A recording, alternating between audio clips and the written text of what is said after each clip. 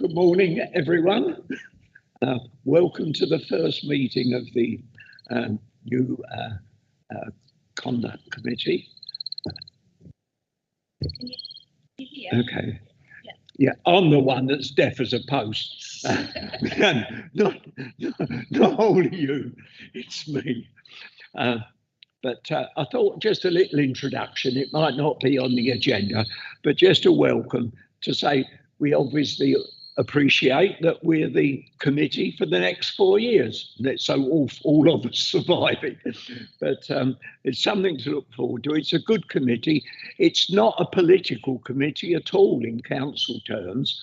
It may well have had a rather checkered past in some respects, which longer serving members are aware of. But it is a good committee, and we have to think, and I did take the liberty of circulating a little note to members about how I see my role as chairman, which really is preserving the council's credibility, if you like, in terms of its relation to the public and its responsibility to other members and to each other as members of the council. So that's that. Anne suggested, my vice chairman, welcome, that it would be a good idea if at this first meeting we just introduced ourselves, said who we were and how long we'd been councillors and so on. Rather embarrassing in a way, but I'll kick it off anyway. I'm Michael Talbot. I've been a councillor here since 1999.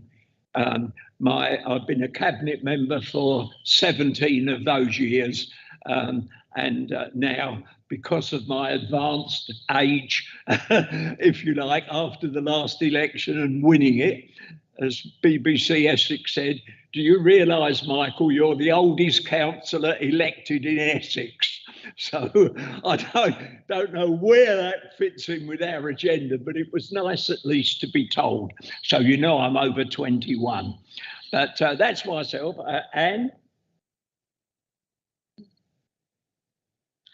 Hello, I'm Anne Wiggins. I'm the councillor for Alresford and Elmstead, and I was elected firstly in 2019. And then I didn't expect to get elected, and now I've been elected again.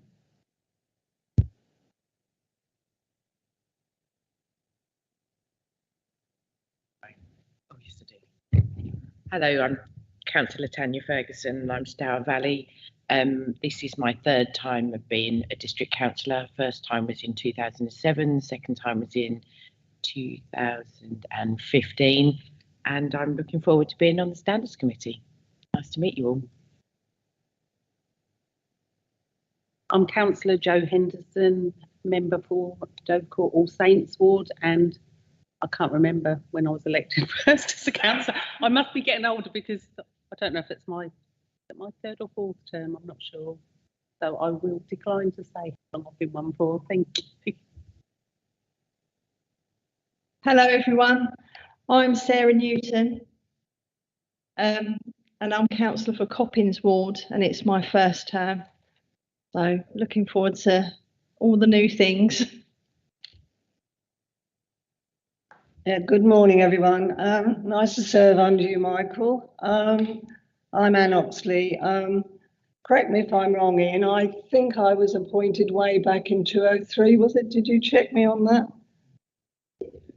Yeah, but I haven't been a councillor since then. I came in, obviously then, and then I came out. I'm a town councillor now in Walton, Finton and Walton, and the district councillor for Walton. So I'm back again to serve. Thank you.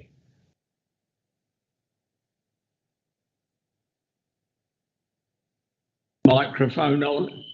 I'm just wondering how the system works. Oh, it's good. Come on. Perhaps it's a special chairman's one. Well, anyway, that's you'll find this committee, and we've had the agendas, and especially in my case, I've never served on this committee before, so I'm an absolutely new member.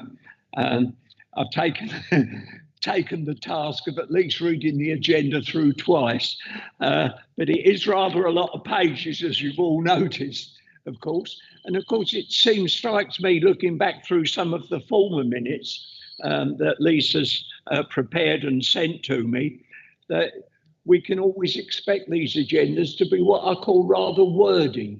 And a lot of the business is going to be done for us in that respect by Lisa and Karen as well, because much of it is in legalese. Much of it has got to follow legislation and so on.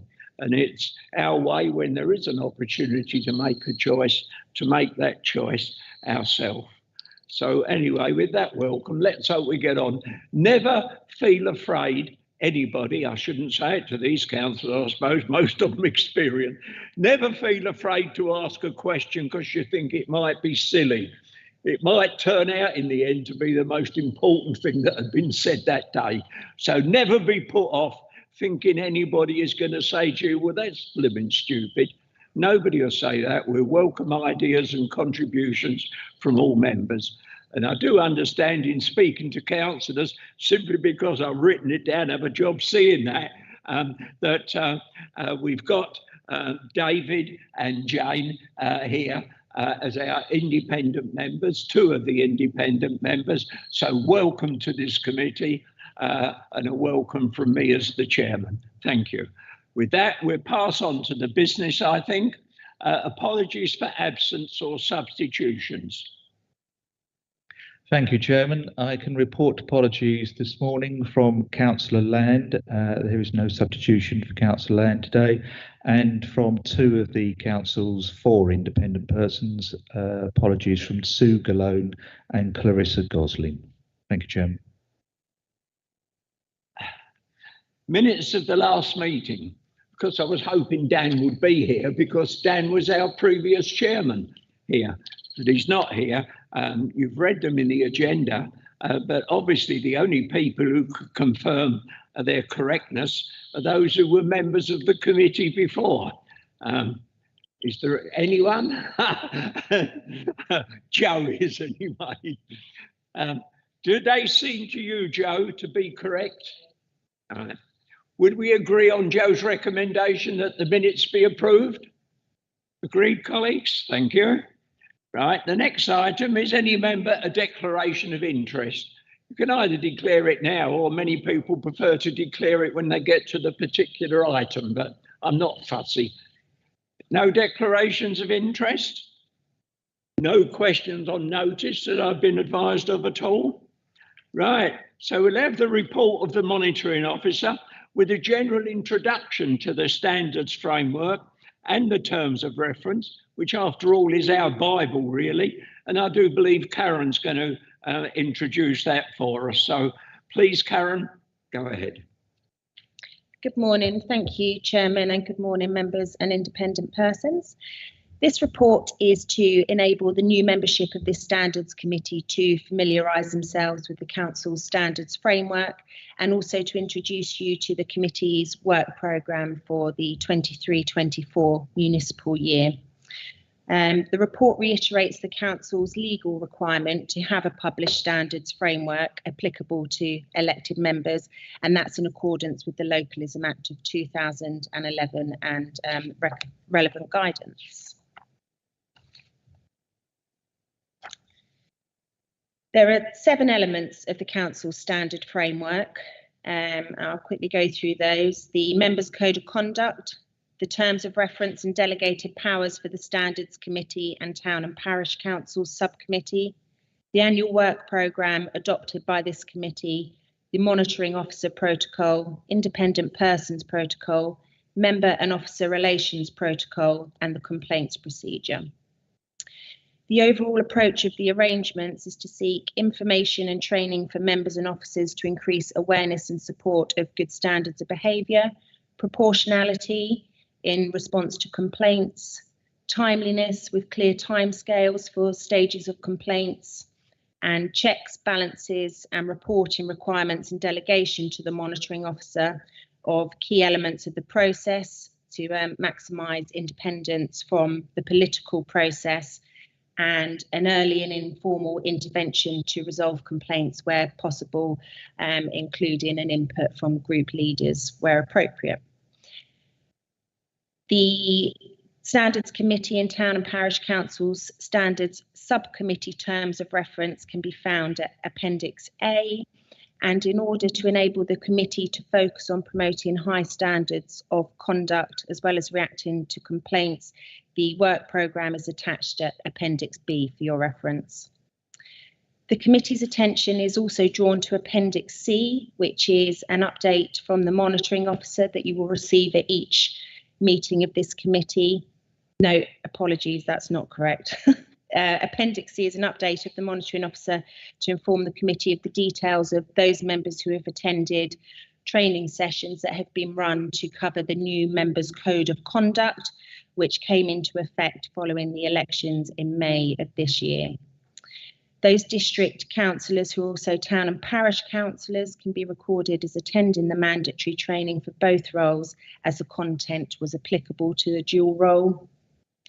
Invitations were also sent to all 27 town and parish councils, which offered 2 training dates, of which 12 had a selection of councillors who attended the training.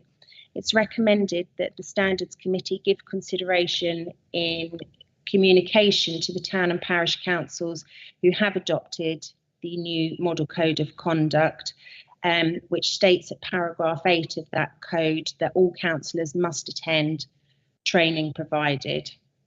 And then what we will do after that is present a further report to your next meeting to provide an update as to the uptake of the induction programme.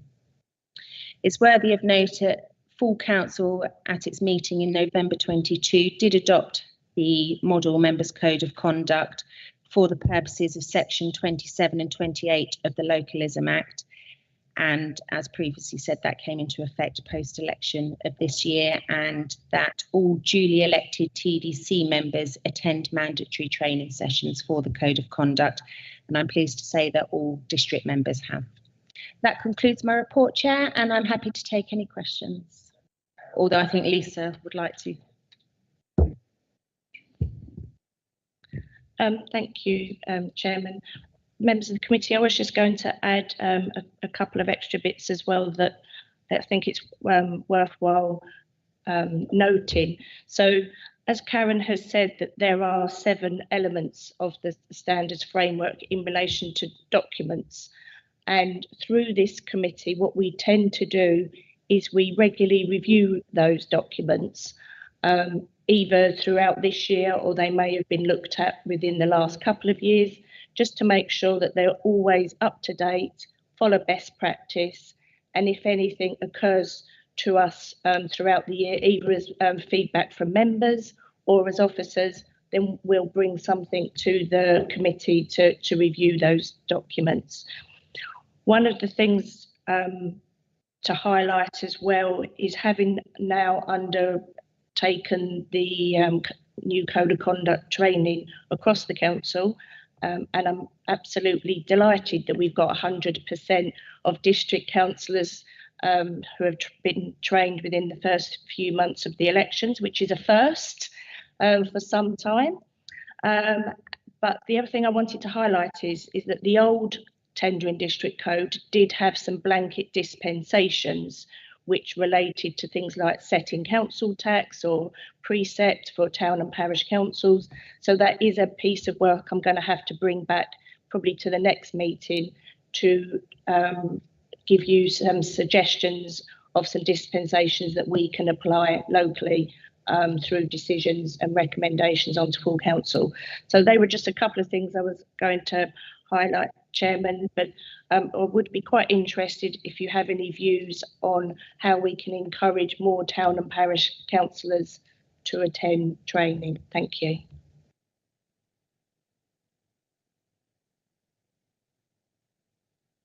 Make a comment, colleagues.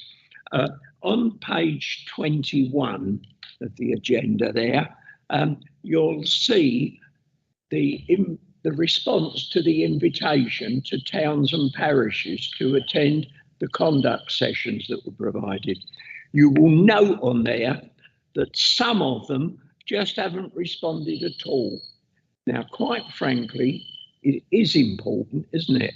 I know it's nice. You'll see in most cases, if you look at the tabulation Lisa's provided on 21, that in most of those that have attended, the district members have been there as well. So there's been a combination.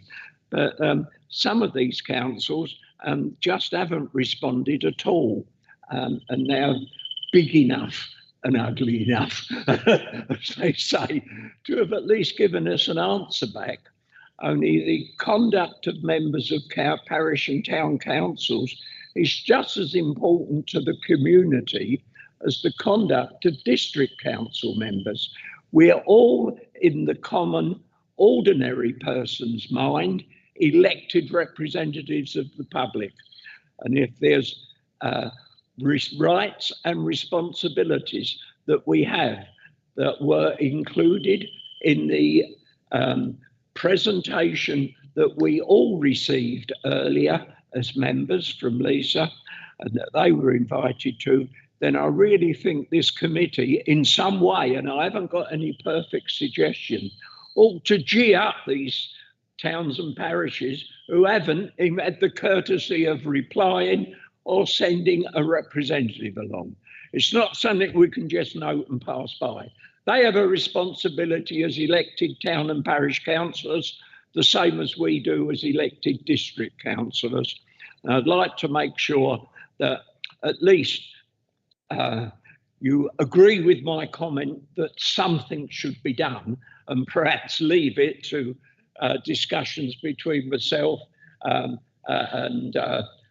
Anne and the two officers to decide what might be the best way to do it. I'm most certainly not going to suggest sending an officer round to talk to each of those parishes who haven't replied.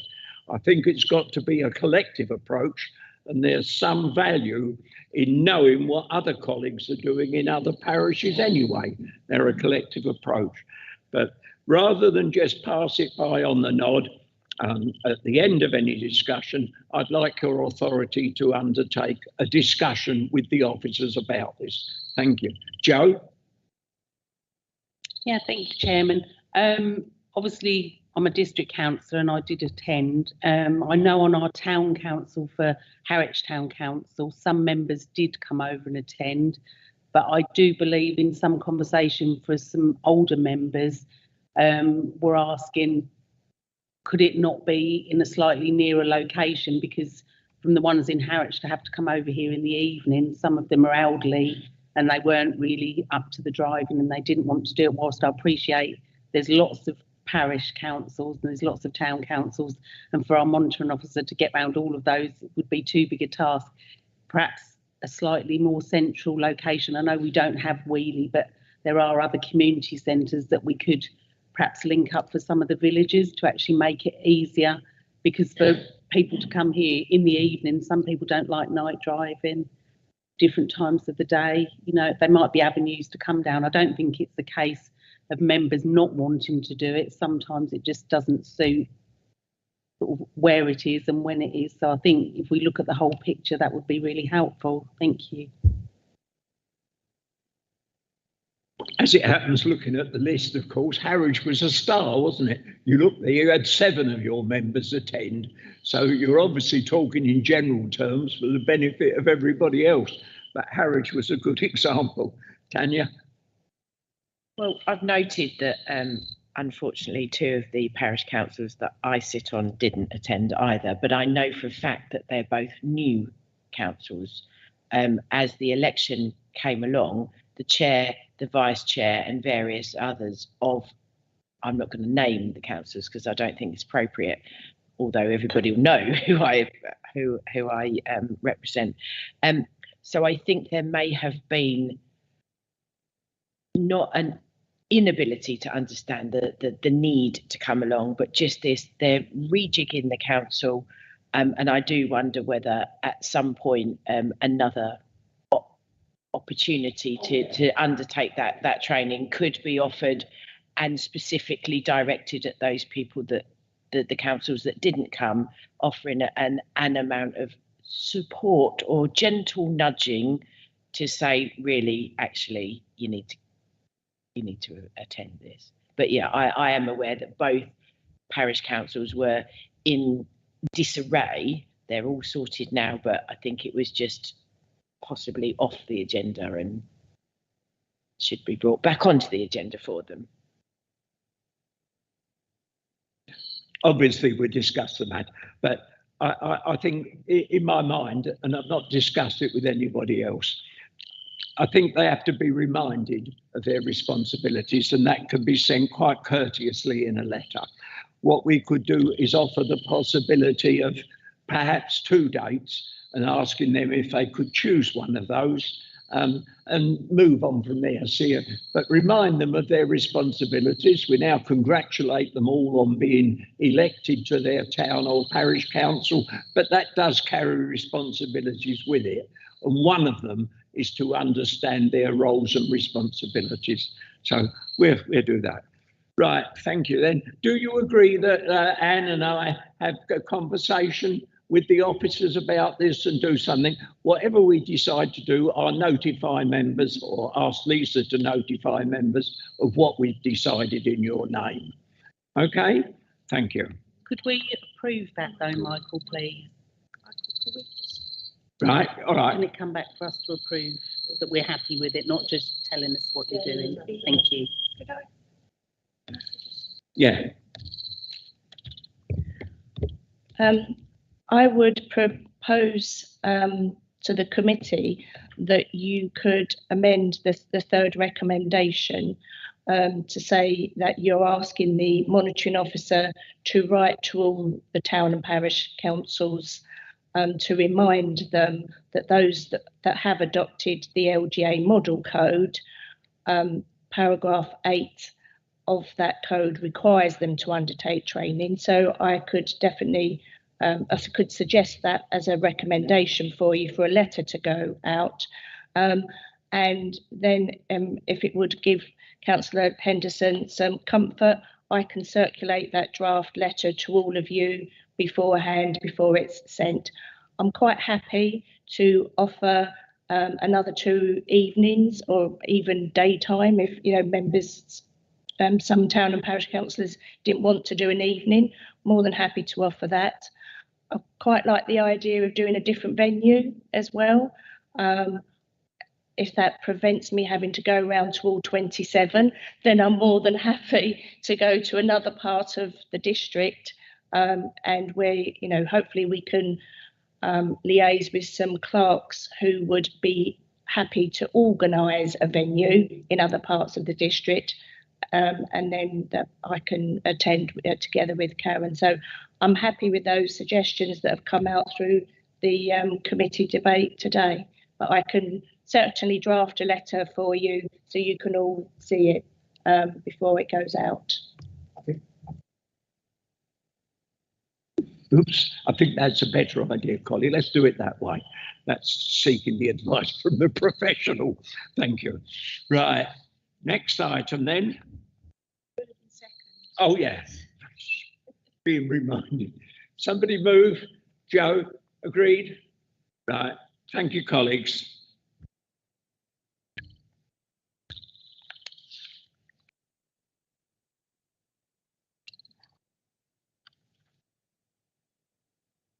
Right, we move on to item 6.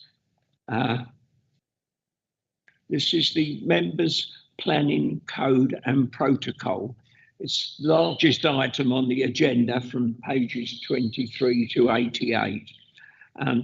But it also includes, of course, the Local Government Association's document on probity and planning, and a full copy of our own tendering document.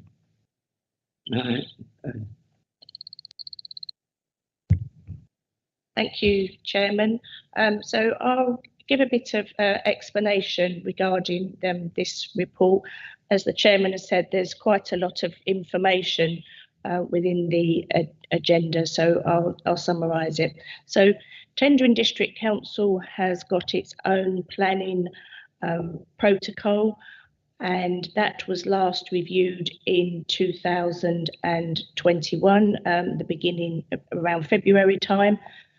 And the review at that time was to look at the LGA's guidance on planning probity, which had been issued in 2019.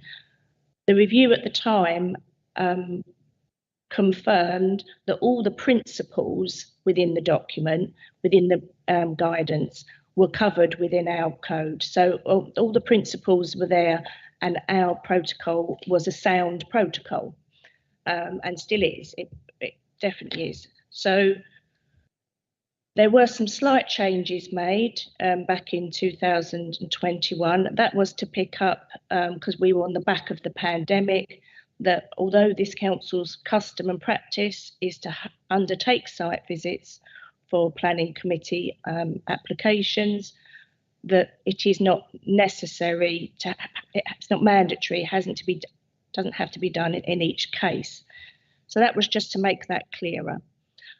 Then the back end of last year, there was a site visit that was undertaken in part of the district where there, I think it's fair to say, had not gone as smoothly as other site visits had. And there was quite a bit of lobbying that was undertaken at the site visit. And following that, the council requested through myself that we did a review of the site visit protocol element within the document. And we undertook a survey with all members to find out about site visits. One, whether site visits should continue. Did members feel safe on site visits? And we asked a range of questions. The feedback from that survey, which went to the council's constitution review working party, and then followed on through cabinet and onto full council, was that this council wished to continue with site visits for planning committee members to attend to be able to determine their applications. However, they did want some additional guidance put in the protocol regarding lobbying. And I was requested through full council to provide some additional wording on lobbying within the document. And last year as well, I myself, together with the monitoring officer at Colchester Council, we produced a probity, planning probity document for the Joint Committee for Tendering Colchester Borders. And in producing that document, which is included within your pack as an Appendix C, we looked at a number of best practices out there. And we came up with a different format to what tendering has, and actually a different format to Colchester as well. We really wanted it to be the Joint Committee's planning probity and not Colchester's or tendering's. It was for everybody. But in undertaking that piece of work, I feel as your officer that we could do with reviewing tendering's protocol again. The reason being, and I'm going to use the term, it's a bit of a clunky document in the fact that I think it just could be worded better. I'm continually asked questions from members about matters relating to planning probity. And for me, if members are asking questions and we've got a code, it's not easily understood. So for me, I feel at this stage, rather than just add additional wording, which is what we could do, and actually that's easier, that's an easier piece of work. But I think the right thing to do is to also look at go back to the local government association's guidance. They work very closely with an organisation, Planning Advisory Service. On their website, there are links to a number of best practices across the country, so for different councils. So my proposal is rather than and recommending to the committee, rather than simply add additional wording, which we could do, is to undertake a review to come back with maybe a better format of a document which is easily understood. But I'll bring the draft back to this next committee so you can give me some feedback on what you think. So that's, in a nutshell, Chairman, that's the purpose of the report. Yeah. Any member, any comment? I mean, when you look through to my mind, the value of the LGA document as against the one totally prepared by Tendring District Council is that the LGA document takes on board, because part of its composition has been that, takes on board the experiences of other councillors and is able to pick the best and drop what would be the worst from the composite document.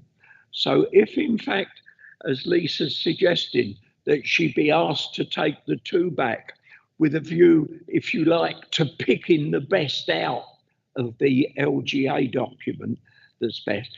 Well, one alternative might well be to say, well, let's drop our own and totally accept the LGA document, but we do have some things in our own arrangements that are suitable for us and that most definitely need to remain. You have to look at the history of how these things have been prepared and go back to the time when it was a little bit off the cuff when it first started. So this suggestion from Lisa is a totally appropriate one. She's prepared with her team to do the work and, if you like, pinch the best out of the LGA's considered document quite blatantly. That's why it's sent to us to use, but still incorporate those features which were designed initially for tendering and tendering's own domestic arrangements. Now, would that be generally agreed by members? Would somebody like to move that we work that way? Joe, seconded? Right, Susan, thank you. Okay, is there anything else you wanted to add to that, Lisa? Because you've taken on a great chunk of work there, girl. You're finished with that, are you? Yes. Ian, did you get who moved and seconded? Yeah, okay, Sorry, thank you. I can't hear with the... And seconded by Susan. Sarah, sorry, Sarah. Well, new members, you know.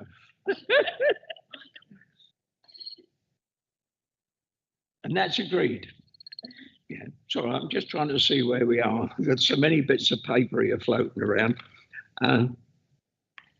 Now we're moving on to item 7, and Ian, I believe, is going to introduce that and deal with it. It's the election of the Town and Parish Council Standards Subcommittee, which is 3 members of this committee, and TDALC, the Tendring District Association of Local Councils, also send 3 members to it, although the voting members are TDC members. Right, Ian.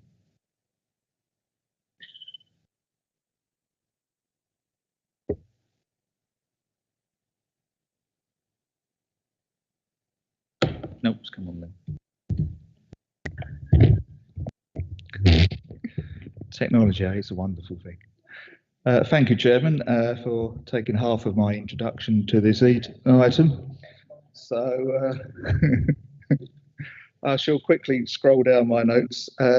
Yes, as you rightly said, there is a Town and Parish Council's Standards Subcommittee, which is the requirements for that are set out in Article 9 of the Constitution, and the terms of reference of the subcommittee are to advise and assist town and parish councils and councillors to maintain high standards of conduct and to make recommendations to parish and town councils on improving standards or actions following a finding of a failure by a parish councillor to comply with its code of conduct. As you've already mentioned, Chairman, the subcommittee is made up of 3 members of this committee and 3 town and parish councillors who are nominated by the Tendring District Association of Local Councils, which everybody calls TDALC for short. We've been informed by TDALC this year that their 3 members to be on the subcommittee, if and when we have to call a meeting of it, will be Frank Belgrove from Arrowsford Parish Council, Linda Belgrove from Arrowsford Parish Council, and Danny Botterill from Little Clacton Parish Council.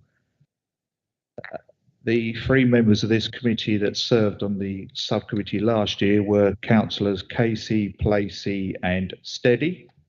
Sounds like a firm of solicitors to me. But none of those 3 were happened to be reappointed to this committee at the annual meeting. So that therefore it's now down to this committee to appoint 3 of its members to serve on the subcommittee for this year, and at the same time to note, welcome and endorse the TDALC appointments to the subcommittee at the same time. Thank you, Chairman. Right, members, it's over to you, but I'd like to make it clear, sorry. Oh, I'd like to make it clear that I would certainly like to be on this because it would be my intention to chair it as well. Any nominations? I don't mind coming on, Michael, if... Right. Anybody else? And I'm happy to go on. Pardon? And I'm happy to go on. You're happy, Anne. Right. Shall I say as nominations closed? So that would be Anne Oxley, 2 Anns, look at this, blimey. and Wiggins, that's a good confusion for me. And hopefully myself. Would you agree to those 3 representatives representing this committee at any joint meetings held with the Tendring District Association? Thank you. I have... we have a move and second. Yeah. Okay. Go on, yeah, you keep on doing that, girl. That's right. Absolutely. I did write in, actually, for advice, because I've stated my intention. I wanted to be on that committee and be chairman of it, as chairman of the Standards Committee. But I have, since 1998, been a member of TDALC, and I wanted to know that that didn't in any way disqualify me. I've been a district council member for the majority of that period, but I'm the longest serving member on TDALC. That's one of the things you get. But I was cleared and said, but I'm only informing the committee so that you know what I know, that I have been a member there and still am a member, but that apparently is no impediment at all to my being there, because I'm not appointed to that committee by Tendring. I'm appointed to that committee by St Joseph Parish Council. Thank you, colleagues. It's been moved and seconded. Is that generally agreed? Agreed? Right, thank you. I can ask, how do the town and parish councillors get voted on? Who makes that decision? I'm sorry, was somebody else answering or not? I can't, it's the echo I've got from here. The AGM of TDALC decide who their members are going to be, and they've decided, and that was the list.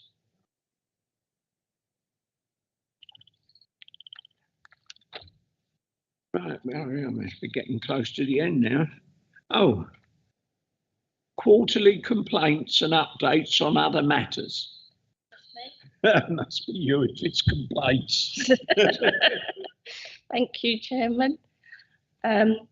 For new members to the committee, the page 91, the table that you have on that page, is the format that we use to inform you of updates from cases that last were mentioned at the committee and those new ones that have been received since that time. So we, from existing cases from the last update, should mention actually that we do not provide details of the cases.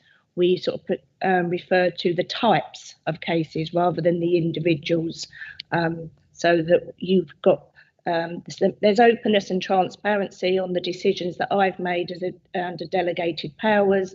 Obviously, we're not putting into the public domain details of the individual cases. So we had 4 existing cases from the last update when the committee met in April, and March, and they all related to district. The first one was a member of the public, and that's been closed for no further action because the matter related to not acting in official capacity. Then we had district councillor on district councillor complaint, and that was closed, no further action. The suggestion was that it related to not disclosing a pecuniary interest, and at the time the councillor corrected the matter, and it was all parties were satisfied that the matter had been dealt with properly. The last one was district on district councillor, and that was closed as well with no further action because the complaint related to an alleged disclosure of confidential information. However, what had happened was, in that case, it was a confidential information that was contained in Blue Pages at the time. However, events had overtaken and the information was now in the public domain in any event. So that's why the complaint didn't proceed. I will comment that it is not unusual in the run-up to an election to have more councillor on councillor complaints.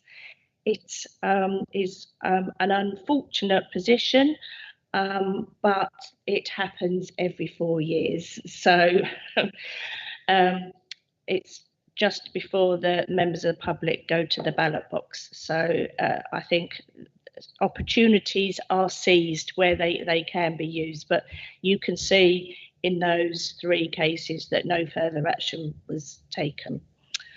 The new cases since the last update is that we've got a brand new case, which is unfortunate, bearing in mind we're only in July. But this relates to a parish councillor, a member of the public. It's only just been received. So the matter relates to alleged non-declaration of interest, but that could more than likely possibly be because they haven't had the training. So we'll be dealing with that matter accordingly. The other thing I wanted to mention, that there were 2 cases that were outstanding, as it were, just before the election. However, because those members were not re-elected, it means the complaint's full. Because the way that the legislation works is that Localism Act applies to a code of conduct for an elected member. So once the member is no longer elected, then my remit and the standards framework remit falls. So the cases you just can't proceed with. That's the legal position. As we've already mentioned on today's agenda, we've done a lot of code of conduct training for district members and 2 for town and parish councillors, and some of their clerks attended as well. And we've also had 1 request for a dispensation, which I granted, and the decision was published and is in the public domain. And when we grant dispensations, we actually put that information next to the councillors' declarations of interest on the website as well, so that it's all maximum openness and transparency. So that's the general update for this meeting, Chairman.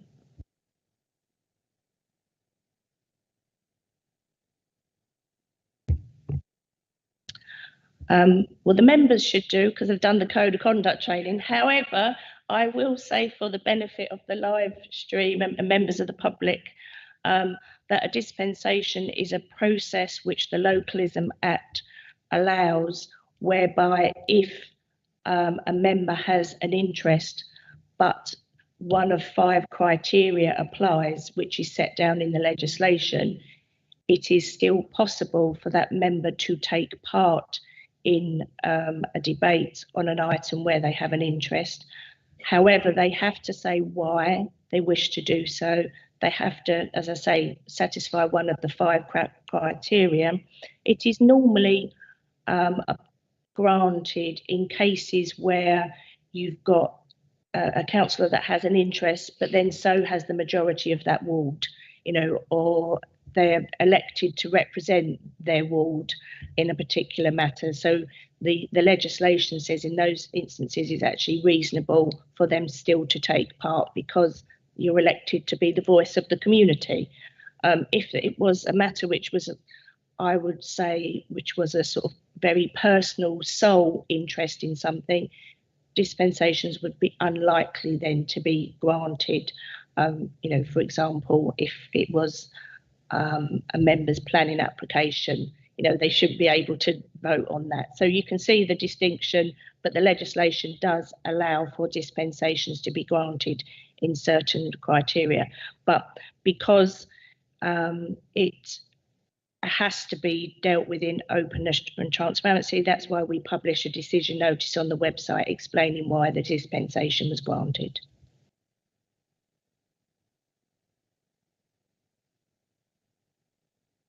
Any member, any questions on anything? If not, that means our 91 pages. David. Lisa, could I just check that the training that Karen, you sent through to us, which was the slides, is that the extent that we will get?